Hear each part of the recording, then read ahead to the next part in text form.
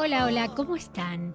O nuevamente otro lunes para compartir un nuevo encuentro con todos ustedes y como siempre les propongo desde este espacio vamos a tratar de reflexionar un poco en todos esos temas que son parte de nuestra esencia, que son parte de nuestra naturaleza como seres humanos. Hoy me gustaría, estuve investigando, estuve mirando a ver qué tema podría proponerles y me gustó algo porque me preguntaron sobre la envidia, hablar un poquito sobre la envidia y el egoísmo. Sobre todo en este primer bloque vamos a hacer una apuesta sobre el primero, la envidia. Tenemos que la envidia es un sentimiento que todos los seres humanos lo tenemos. Es natural, es un sentimiento que aparece cuando somos pequeños. Y si bien lo nombramos muy seguido, se habla mucho de la envidia, pocas veces se lo analiza profundamente en una forma más minuciosa. ¿Cómo lo podemos detectar en nuestro cuerpo cuando sentimos envidia? ¿Qué les parece? En el primer instante sentimos una sensación, una especie profunda y aguda, ¿no? Como una especie de pequeño dolor que se va haciendo, se va profundizando cada vez un poco más, si no lo atendemos. A veces en el primer momento es casi imperceptible y nos surge ante una situación que nos enfrenta con esos deseos que tenemos insatisfechos. Es una emoción muy compleja, por supuesto, como muchas de las emociones que tenemos los seres humanos, y se manifiesta de muchas formas. Además, da lugar a la aparición de otras emociones secundarias. Como por ejemplo, ¿por qué decimos que son emociones secundarias? Porque son lo que nos puede hacer sentir el hecho de sentir envidia. Nos puede generar, por ejemplo, sentir culpa. Siento culpa porque estoy sintiendo envidia o siento vergüenza. Así que al decir secundarias me refiero a eso, ¿no? A esas emociones que aparecen en mí por haber sentido envidia. Sería como preguntarme qué siento con lo que estoy sintiendo, qué me genera esto que estoy sintiendo. Lo primero que me gustaría aclarar es que las emociones no se tratan de ser buenas o malas. Las emociones aparecen en forma espontánea, prácticamente sin llamarlas, son prácticamente automáticas, no las buscamos, sino que surgen. ¿Surgen cuando? Cuando estamos frente a un estímulo, algo que nos pasa, bueno, allí algo que somos testigos de una situación, ahí aparecen las emociones, son parte nuestra y la envidia no escapa a las otras emociones que no se pueden considerar ni buenas ni malas, simplemente surgen, aparecen. Así que, por lo tanto, me gustaría sacarle un poco esa idea de que tienen un rótulo como algo malo, ¿no? Que las estigmatiza de alguna manera. Sacarle un poco ese rótulo descalificador, esa especie de etiqueta que se descalifica tanto al sentimiento de envidia. Tiene mala prensa, o sea, es como que parece como que sentir envidia es algo terriblemente malo. Pero sino que está bueno considerarlo como, por ejemplo, muchas veces cuando le decimos a alguien envidioso o envidiosa, lo tomamos nosotros o la otra persona, pero sobre todo nosotros, como que lo estamos insultando, cuando en realidad no se trata de un insulto. Por eso nos pasa que cuando sentimos envidia, tratamos de ocultarlo, como si se tratara de algo terrible, algo malísimo. Cuando en realidad es un sentimiento que nos ocurre a prácticamente todos los seres humanos en algún momento de nuestra vida. Lo importante, ¿saben qué es? Es cómo lo gestionamos, cómo gestionamos a ese sentimiento, cómo lo transitamos, cómo lo atravesamos. Es decir, qué hacemos con eso que estoy sintiendo. Se forma como un circuito de rechazo con eso que aparece, ¿no? Es como que lo rechazo a eso que esa envidia que siento. Y ese sentimiento de rechazo no me va a dejar ver que simplemente se trata muchas veces, la mayoría, de una comparación. Me estoy comparando con otra persona. Por supuesto, cuando esa comparación es algo fuerte y se convierte en algo obsesivo, que no me deja tranquila, que me tiene a maltraer, bueno, se convierte allí en algo destructivo. Como siempre les digo, se trata todas las emociones, todos los sentimientos, todo lo que nos pasa, se trata de grados, ni mucho ni poco, o sea, algo intermedio es lo normal. Si ya se convierte en una envidia muy excesiva, en una obsesión, bueno, ahí sí puede llegar a ser violenta, puede ser algo agresivo y no, por supuesto, puedo destruir a la persona por la que siento envidia. Cuando la comparación es excesiva, ahí está el peligro entonces. Y ahí estaríamos frente a una envidia que no es, o sea, una envidia insana, una envidia destructora. Ya no se trataría básicamente de desear lo que tiene el otro, sino que desearíamos que esa persona no tenga eso.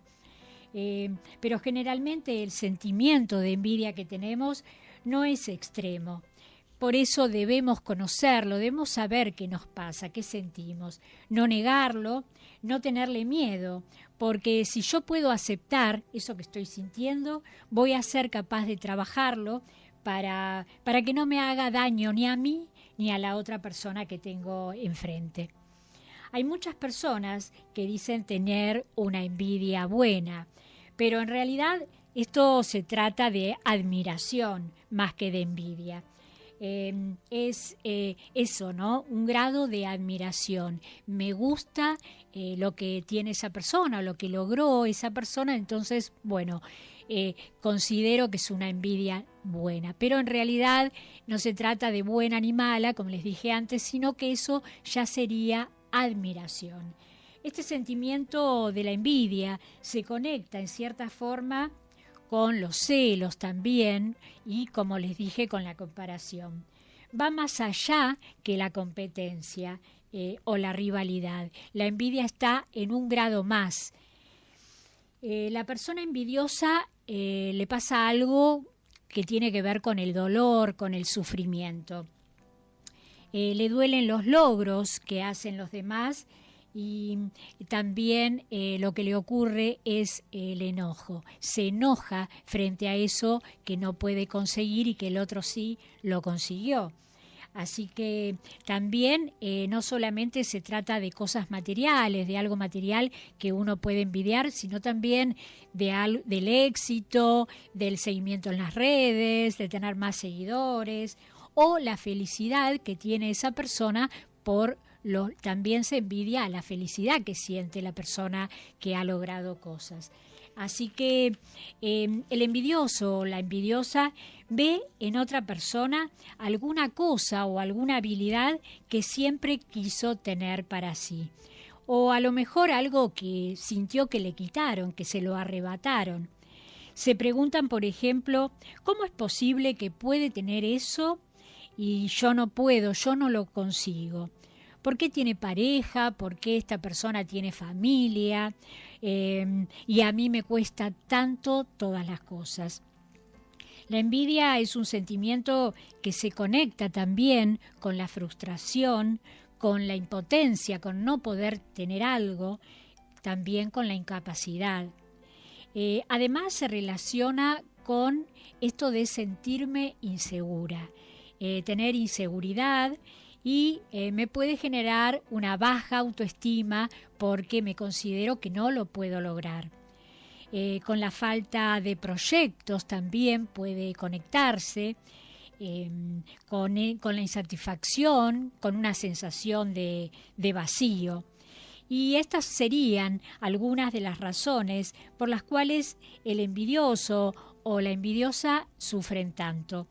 Por supuesto, no es para justificar este sentimiento que muchas veces puede ser dañino, y puede perjudicar tanto a la víctima de la envidia como a la persona que está envidiando.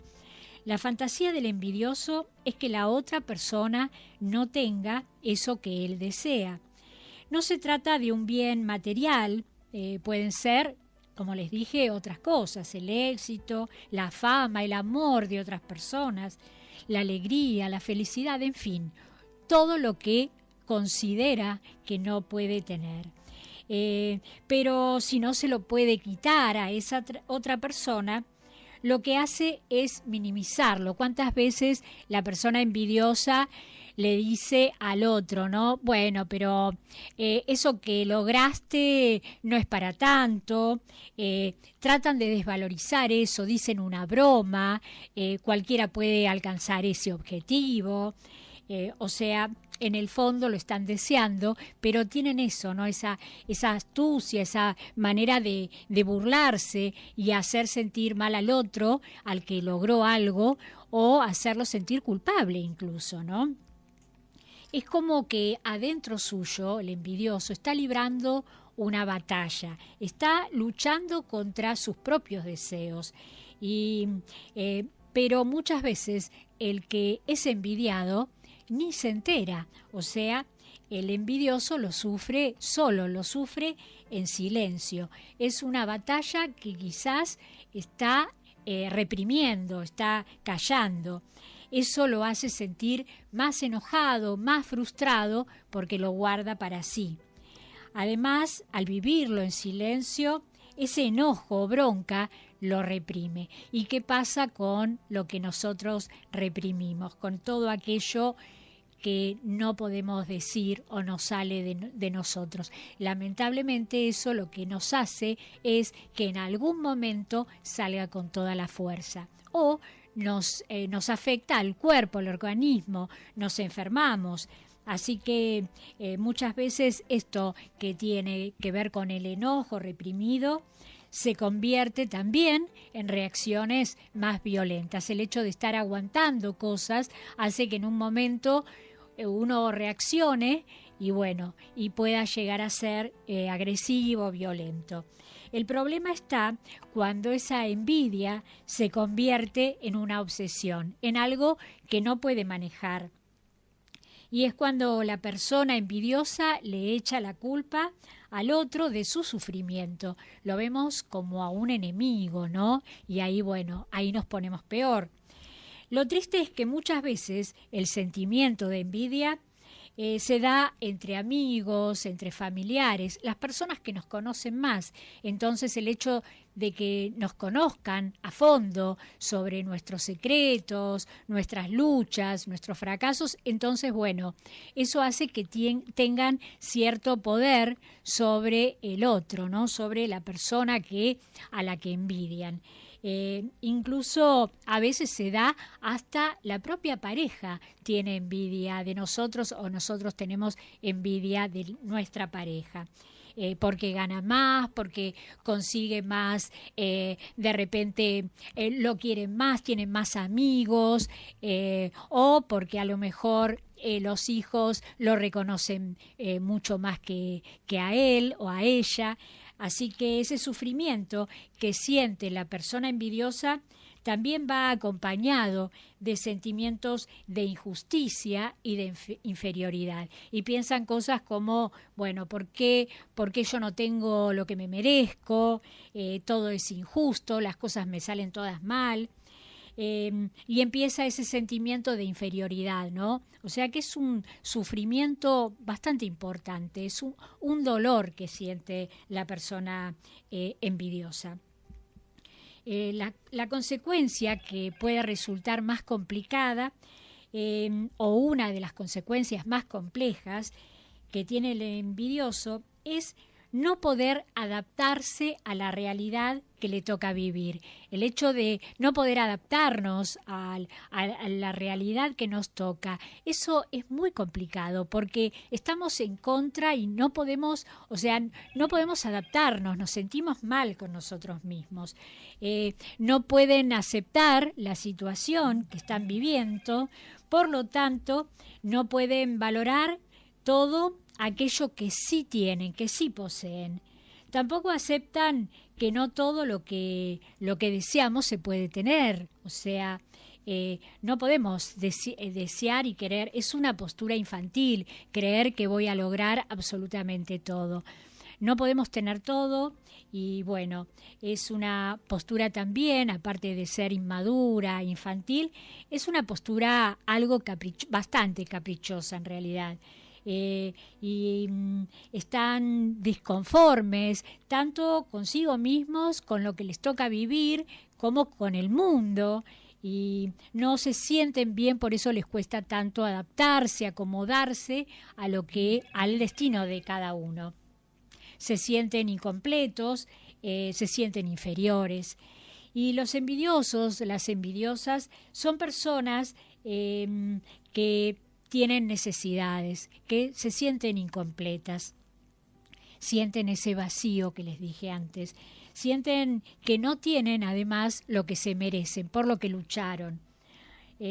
También, como se sienten menos que los demás, creen que nadie los quiere, que el mundo los rechaza y convierten a su oponente, o sea, a quien envidia, en el culpable de todas esas faltas, de todas esas carencias, de todas esas cuestiones.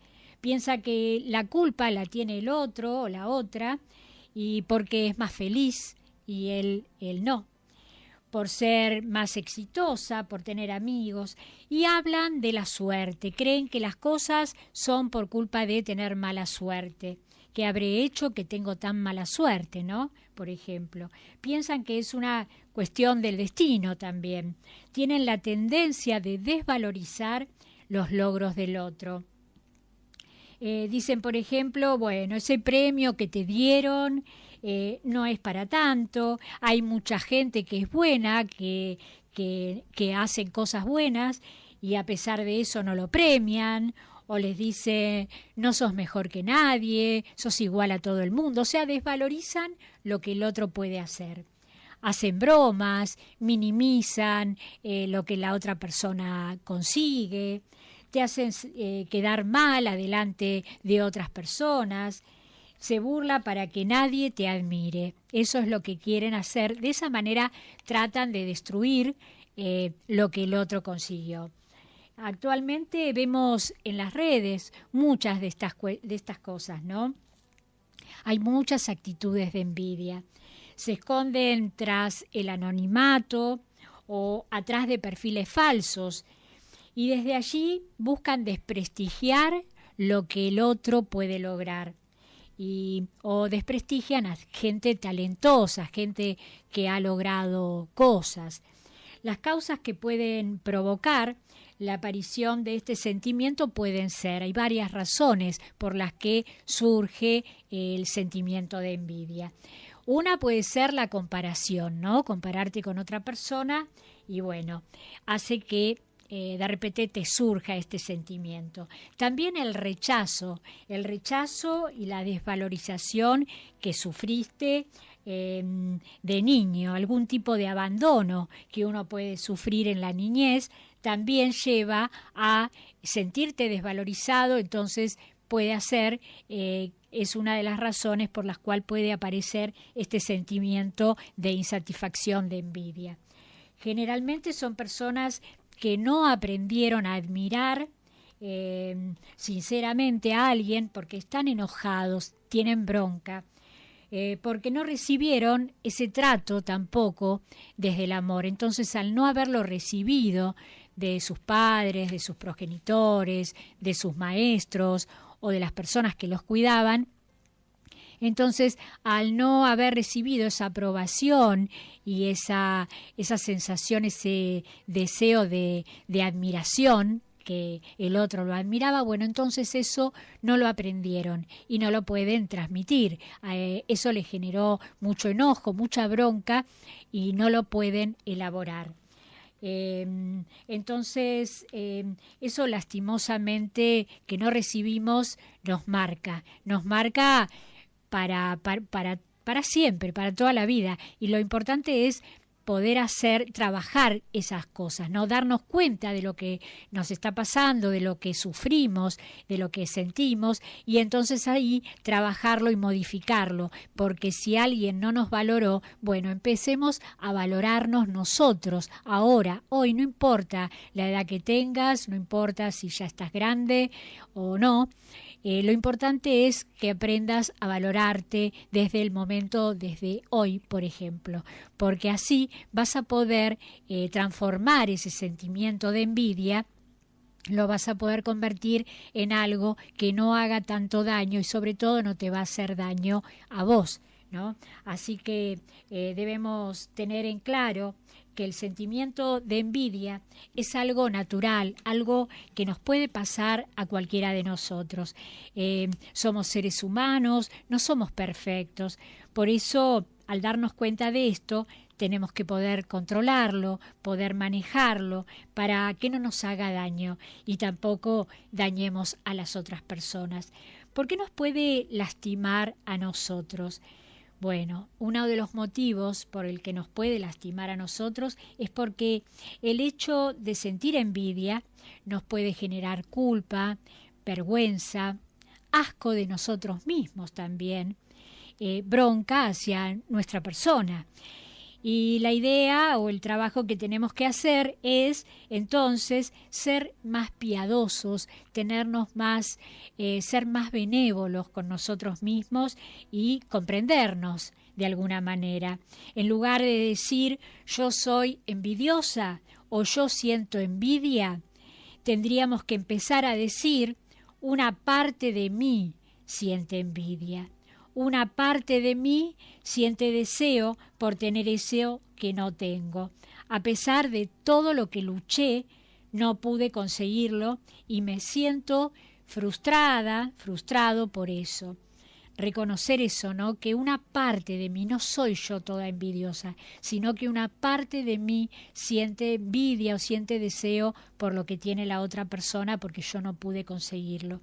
Si soy capaz de pensarlo de este modo, voy a darle validez a eso que estoy sintiendo. No me voy a sentir tan mala persona. Es un primer paso para poder aceptar mi realidad, para poder empezar a adaptarme. Otro paso sería aceptarme y adaptarme a esa realidad y salir de esa postura infantil, inmadura y caprichosa que me genera tanto enojo. Es un camino, es un aprendizaje, por supuesto, es un proceso el empezar a darnos cuenta de cada emoción y cada sentimiento que sentimos. La clave está en no pelearme con eso que estoy sintiendo, con ese dolor, con esa sensación de injusticia que, bueno, nos hace sentir inferiores a los demás. Y lo más importante es no buscar destruir o querer maltratar a las otras personas, porque en definitiva sentir envidia es sentir dolor. Y ese dolor a veces es tan fuerte que no me permite ver que todas las historias de las demás personas también están llenas de luchas, de esfuerzos, de fracasos. También las otras personas sienten dolores. Nadie tiene una vida perfecta. Atrás de cada vivencia de cada uno de nosotros ocurrieron y también ocurrirán problemas, conflictos, sinsabores, pero también existen los logros, deseos cumplidos y hay momentos felices, tanto para los demás como para mí. Las vidas totalmente maravillosas son una fantasía. Entender que los ideales no siempre se cumplen. Por otro lado, no nos podemos olvidar que hay muchas personas que tienen miedo, terror casi diría, a ser envidiados. Se ponen cintitas coloradas, otras cosas. Bueno, es como que tienen miedo, tienen terror de que los demás los envidien. Y entonces sienten tanta angustia y tanto miedo, tanta ansiedad, que el hecho de irles bien les produce hasta miedo de que les vaya bien, ¿no? Piensan también que es una racha que no les va a durar mucho tiempo, que seguro que se va a cortar. Y bueno, viven sus logros con culpa y con vergüenza. Quieren esconder ese éxito que tienen. Algunos porque tienen temor de que se termine ese logro, que se termine esa racha. Y otros, por no hacer sentir mal al otro, tratan de que, bueno, de no decirlo, de no contar sus logros, y así somos, ¿no? Somos muy complejos, unos por mucho, otros por poco, pero bueno, somos complejos y no somos tan diferentes unos de otros, somos bastante parecidos. Hoy me gustaría leerles un cuento que se llama El rey ambicioso, y dice así: en un lejano país vivía un señor feudal, cuyo poder era tan grande como su maldad. En su territorio imperaba solamente su ley, y a sus campesinos les estaba prohibido que digan su nombre. El pueblo vivía oprimido por sus representantes que él elegía, y torturados por los recaudadores de impuestos que les cobraban todo lo que podían. Carán, que así se llamaba el rey, tenía un poderoso ejército, del que de vez en cuando surgían algunos jóvenes oficiales que intentaban rebelarse para derrocarlo. Pero el tirano doblegaba todos esos intentos a base de condena. El sacerdote del pueblo era tan bondadoso como malvado era el gobernante. Un hombre que ayudaba a la gente y les enseñaba lo mucho que sabía. Vivían con él en su casa 20 discípulos que seguían su camino, aprendían sus gestos y de cada palabra del maestro. Un día, después de la oración de la mañana, el viejo maestro reunió a sus discípulos y les dijo: «Hijos míos, debemos ayudar a nuestro pueblo que quieren luchar por su libertad, pero el Señor de esta tierra les ha hecho creer que los hombres y las mujeres de este lugar no tienen derecho a nada y no deben enfrentarlo. El miedo hacia Carán ha crecido con ellos y a menos que hagamos algo, morirán como esclavos». «¿Qué podríamos hacer?», contestaron los discípulos, y agregaron: «Estamos dispuestos a defender a esta gente». Llegó el 5.º día del mes de enero. Ese día se celebraba el cumpleaños del amo del palacio, y por única vez en todo el año el señor de la tierra paseaba con su carruaje por el pueblo. Rodeado de una fuerte escolta y vestido con trajes bordados de oro y piedras preciosas, Carán empezó su paseo esa mañana. Todos debían inclinarse ante su paso, pero en una pequeña casa un hombre se mantuvo de pie. El rey, indignado, le preguntó: «¿No sabes acaso que debes bajar tu cabeza frente a mi paso? Yo, si lo deseo, puedo condenarte a muerte por esto». «Sí, lo sé», dijo el campesino, y agregó: «La verdad es lo que eso espero, Alteza». A Carán esta respuesta le sorprendió, pero no le importó, y agregó: «Bien, si esa es la forma que quieres morir, al atardecer el verdugo se ocupará de tu cabeza». «Gracias, mi señor», dijo el hombre, y se arrodilló sonriendo. Entre la multitud alguien gritó: mi señor, permite, por favor, que sea yo quien muera y no él. Siempre te fui fiel, es mi deseo morir por él». A ese pedido, el rey preguntó: ¿Ustedes son parientes? ¿Se conocen? No, contestaron los hombres, y comenzaron a discutir por el lugar para recibir la condena. ¿Saben qué? Los voy a complacer a los dos, dijo el monarca. Tengo más de un verdugo en mi reino. En ese momento, otra voz se hizo escuchar. Yo también quiero estar en la lista. Y así, poco a poco, mujeres y hombres por todos lados pedían lo mismo. Todos querían ser castigados.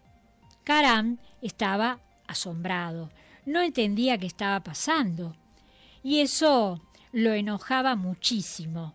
Se puso a reflexionar, hasta que tomó una decisión. Decidió volver al palacio para buscar ayuda. Luego mandó a buscar al sacerdote. Cuando el anciano llegó frente al señor feudal, hizo esperar la respuesta. Pasaron horas y el hombre no contestaba. Fue torturado, pero se negó a hablar. El tirano envió al templo a buscar a algunos de sus discípulos. Cuando lo vieron a su maestro lastimado, intentaron hablar, pero el sacerdote con un hilo de voz se los prohibió. Caram insistió: ¿cuál es la razón por la que hombres y mujeres desean hoy ser ejecutados? Si no me lo dicen, continuaré castigando a su maestro. Les voy a obligar a ustedes a ver cómo lo torturo. Serán responsables de su sufrimiento. Y agregó: si aman a este hombre, me tienen que decir cuál es el secreto. Uno de los discípulos quiso hablar, pero el sacerdote volvió a pedir silencio. El anciano les rogó que permanezcan callados. El rey hizo un gesto. Entonces uno de los guardias golpeó al viejo tan fuerte que lo dejó inconsciente. El discípulo no aguantó más, por lo que resolvió revelar el misterio. Abrió la boca para decir: la primer persona que muera ejecutada hoy, antes de la puesta del sol, se volverá inmortal. Es una profecía que está en las Escrituras, dijo el joven, y abriendo un libro que llevaba en su bolsa, buscó entre sus hojas una nota. Inmortal, inmortal, resonaba esa palabra en la mente del rey. Envidió profundamente que todos tengan ese conocimiento menos él. No iba a permitir que alguien tenga más poder que su propia persona. Lo único que el dictador temía era a la muerte, y esta era la oportunidad para vencerla. El señor no lo dudó, pidió papel y pluma y ordenó su propia ejecución. Todos fueron echados del palacio y al caer el sol, Caram fue ejecutado según su propia orden. Así, el pueblo se libró definitivamente de su opresor. Su enorme envidia terminó atrapándolo. El señor feudal pasó a la historia para ser recordado como la persona que quiso vencerle a la muerte. No solo envidiaba el conocimiento de los hombres, sino que también envidiaba el poder de la vida y de la muerte. La ambición y el deseo por tener esa supuesta inmortalidad que nadie tiene, lo sentenció a perderlo absolutamente todo. Y les cuento que esta semana me han preguntado, por eso surgió este tema de lo que traje hoy, ¿no? Para charlar de la envidia y el egoísmo, porque me preguntaron casualmente cuál es la diferencia que existe, cuál es la diferencia más importante que existe entre la envidia y el egoísmo. Y a grandes rasgos podemos decir que el egoísmo es no querer soltar eso que tengo, eso que poseo. Y la envidia es querer que el otro no tenga eso, o también que no querer que la otra persona lo tenga, ¿no es cierto? O sea, de eso se trata la envidia. Bueno, ya estuvimos hablando bastante sobre la envidia. Para entenderlo un poquito mejor, dicho en otras palabras, podríamos decir que la envidia es un sentimiento de malestar que produce un gran sufrimiento, un gran dolor, una gran tristeza, cuando otra persona tiene algo que ese que está sintiendo envidia desea, ya sea una cosa, el amor de alguien, el respeto, la alegría, mientras que el egoísmo es el miedo a perder eso que se tiene. Así que, bueno, como el primer bloque le dimos bastante tiempo a esto de la envidia, vamos a tratar de explorar un poquito la definición del egoísmo. A veces usamos la palabra egoísmo cuando nos referimos a determinados temas, a determinadas cosas. Por ejemplo, queremos hablar de la avaricia, de la persona que es tacaña, que no presta, y también hablamos de la mezquindad, de esa persona que es cruel, o que no quiere ayudar al otro, y decimos que es egoísta. Pero bueno, también le decimos egoísta al que solo se mira a sí mismo, quiere todo para acaparar absolutamente y tener todo para él, y no quiere compartir. Pero si lo pensamos más profundamente, esto de no querer ayudar a los demás tiene más que ver con una actitud despreciable, de maldad, miserable, y no tanto con el egoísta. O mirarse solo a sí mismo quizás tenga que ver con una incapacidad de querer al prójimo, con una historia de no necesitar a la otra persona. Y con respecto a desear todo para sí mismo, a lo mejor se relaciona con una historia más de ambición que de egoísmo, ¿no? Con eso, con ser codicioso de repente, quererlo todo para sí mismo.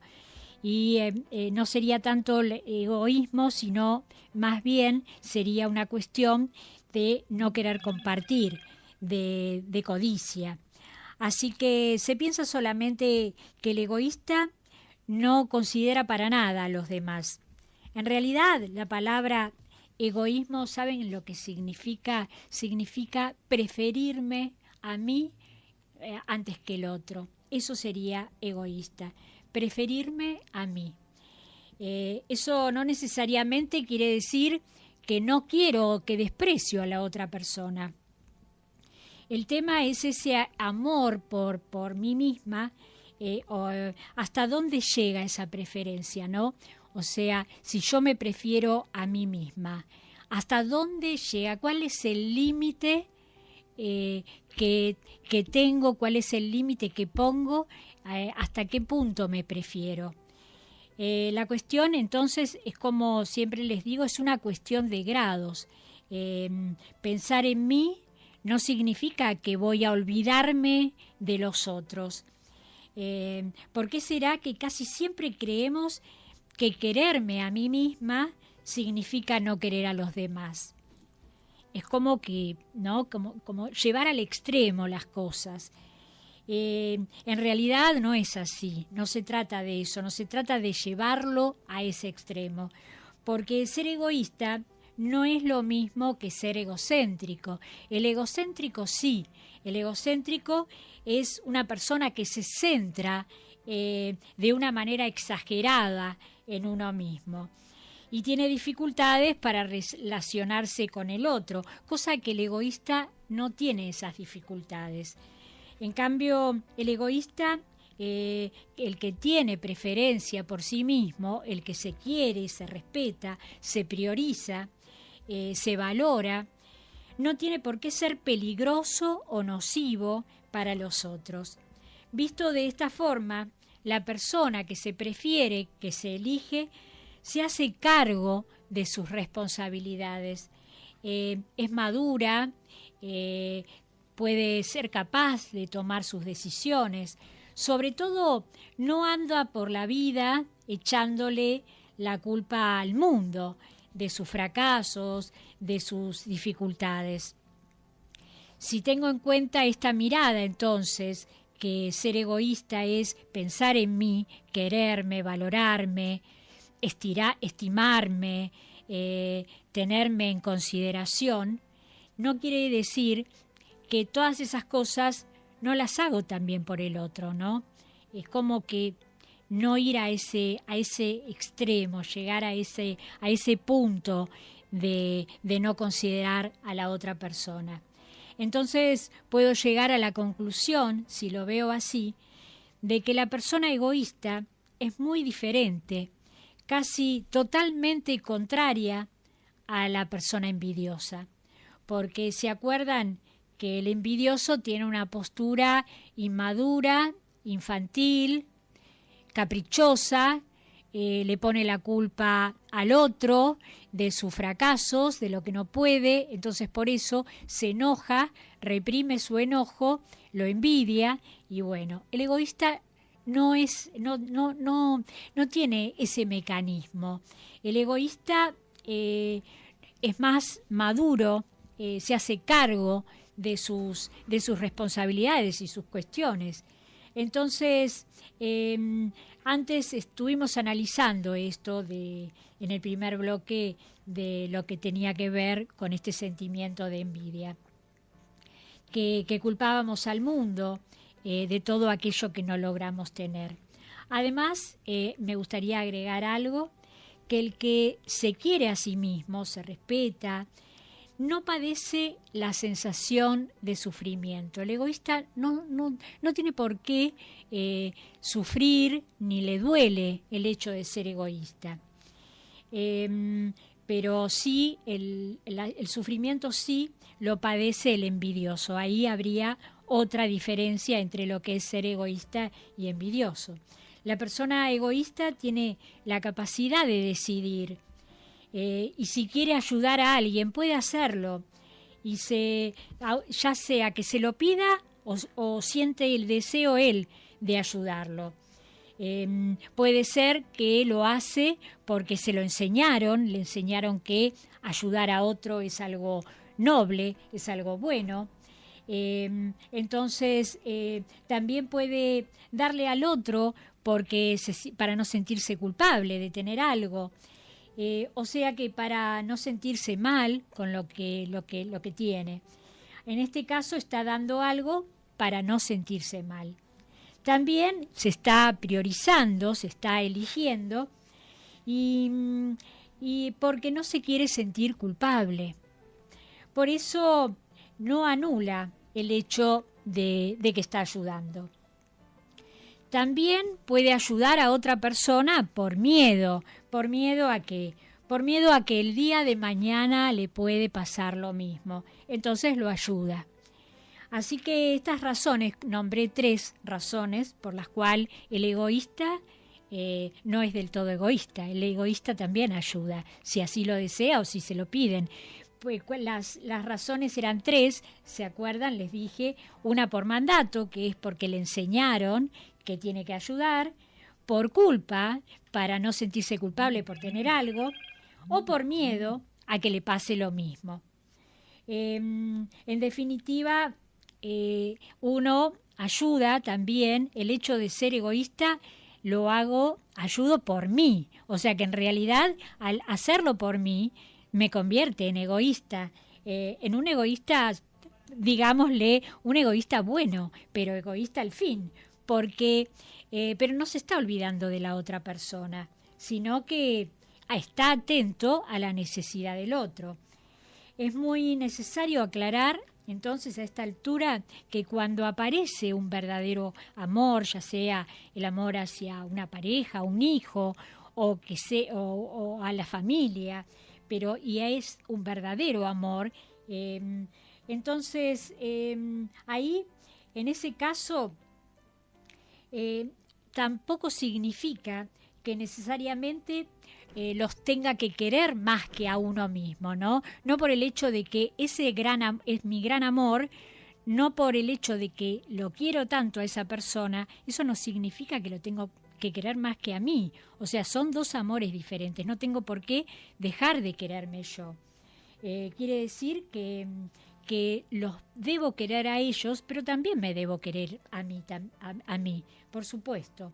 La verdadera ayuda es cuando descubro, ¿saben qué? Cuando descubro el placer por ayudar al otro, la satisfacción que siento, esa alegría también que me brinda el hecho de ser egoísta, porque no me quiero privar, en eso también soy egoísta, porque no me quiero privar de ese placer que me da ver ese rostro que amo, que se alegra, la felicidad y se llena de felicidad por eso, por lo que yo le estoy dando. O sea, el hecho de sentir que esa persona me quiere, me lo va a retribuir, lo voy a hacer feliz, eso también voy a sentir placer. Y ese placer me lo da el hecho de ser egoísta, o sea, quiero sentir ese placer yo, ¿no? Por haber ayudado a la persona. Así que antes de despedirnos, me gustaría rescatar algunas ideas principales que estuvimos viendo, que fuimos desarrollando y que tienen que ver con este camino de autoobservación, con aceptarnos tal como somos y aceptar todas las emociones que tenemos, los sentimientos que somos capaces de sentir. Reconocernos en estos conceptos que a veces, en realidad casi siempre, estigmatizamos o negamos de nosotros mismos y tomamos como que la envidia y el egoísmo no nos pertenece o nos sentimos mal por sentirlos y bueno, son parte de nosotros por ser seres humanos. Lo importante es verlos, detectarlos en nosotros para poder controlarlos, modificarnos, que no nos hagan daño a nosotros ni tampoco a nadie de las personas que nos rodean, a nadie de las personas que queremos o de las personas que conocemos, aunque no sean parte de nuestros vínculos. Así que reconocernos, identificarnos con estos sentimientos, como bueno, hoy tratamos y hoy hablamos de la envidia y el egoísmo, es ser honestos con nosotros mismos y con el mundo, ser transparentes. Somos seres humanos, por lo tanto no somos perfectos.